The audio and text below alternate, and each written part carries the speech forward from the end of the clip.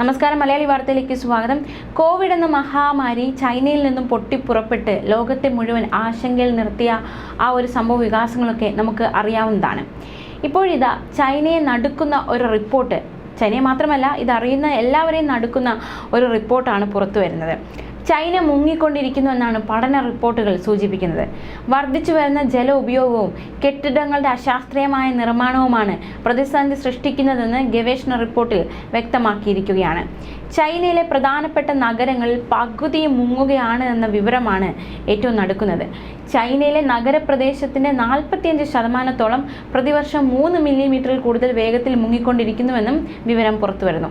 16% പ്രതിവർഷം 10 മില്ലിമീറ്ററിൽ കൂടുതൽ എന്ന നിരക്കിൽ മുങ്ങുകയാണ്.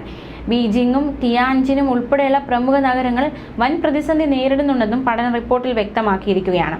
ഈ പഠനത്തിൻ്റെ നിയന്ത്രണത്തിൽ വന്നത് 2015 മുതൽ 2022 വരെയുള്ള കാലയളവിൽ 2 ദശലക്ഷത്തിലധികം ജനസംഖ്യയുള്ള എല്ലാ ചൈനീസ് നഗരങ്ങളും ഈ ഒരു പഠനത്തിന് വിധേയമാക്കിയിട്ടുണ്ട്. 82 നഗരങ്ങളാണ് പഠനം നടത്തിയത്. അതിൽ ഏറ്റവും നിർണായകമായ ഒരു കണ്ടെത്തൽ, ഇതിൽ ചില നഗരങ്ങളുടെ, അതായത് ഈ 82 നഗരങ്ങളിൽ ചിലതിൽ വ്യാപ്തി അതിവേഗം കുറയുന്നതായും കണ്ടെത്തിയിരിക്കുകയാണ്. അതായത് പ്രതിവർഷം 10 മില്ലിമീറ്ററിൽ കൂടുതൽ വ്യാപ്തി കുറയുന്നു എന്നാണ് കണ്ടെത്തിയിരിക്കുന്നത്. ചൈനയിലെ ഏറ്റവും വലിയ നഗരമാണ് ഷാങ്ഹായ്. ഇവിടെ കഴിഞ്ഞ നൂറ്റാണ്ടിൽ 3 മീറ്റർ വരെ മുങ്ങി താഴുന്നു എന്നാണ് പഠനത്തിൽ നിന്നും വ്യക്തമാകുന്നത്.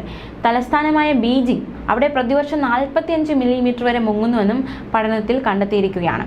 വളരെ ഉയരമുള്ള കെട്ടിടങ്ങൾ വളരെ പെട്ടെന്നാണ് ചൈനയിൽ പൊങ്ങി വരുന്നത്.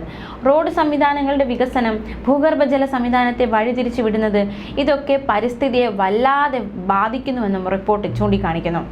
ഇതെല്ലാം പെട്ടെന്നാണ് സംഭവിക്കുന്നത് എന്നതാണ് മറ്റൊരു ശ്രദ്ധേയമായ കാര്യം. ഈ കാരണങ്ങൾ കൊണ്ടാണ് ചൈനീസ് നഗരങ്ങൾ മുങ്ങുന്നതിന് പിന്നിലെ കാരണമെന്നാണ് ഈ ഗവേഷണ റിപ്പോർട്ടിൽ സൂചിപ്പിക്കുന്നത്.